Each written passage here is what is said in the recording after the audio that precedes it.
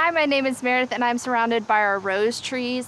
I love rose trees, and especially from us because they are pre-shaped, so you don't have to do any training of the rose. They come right pre-shaped into that tree form, so you can just plant it right into your garden. I think these would add lovely height to your garden, as well as maybe in a backdrop or next to a patio. We have some lovely options for you, but this one I think is my favorite. There's actually 2 roses that grow on one tree.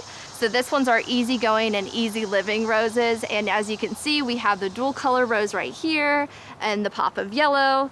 Over here is our Julia Child and our Ebb Tide rose. Again, same as this one, 2 roses in one, so it doesn't take any more room up in your garden, but why not add another rose variety? If you're looking for just a singular rose kind, we do have the singular rose tree form. This one's the Miracle on the Hudson.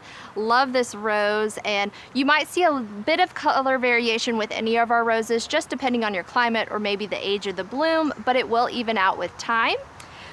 These roses are very easy to take care of, and I think they would be a lovely addition. You can shop all of these varieties and more on fastgrowingtrees.com, and you can also call in and speak to our plant experts, and they'll be happy to help you.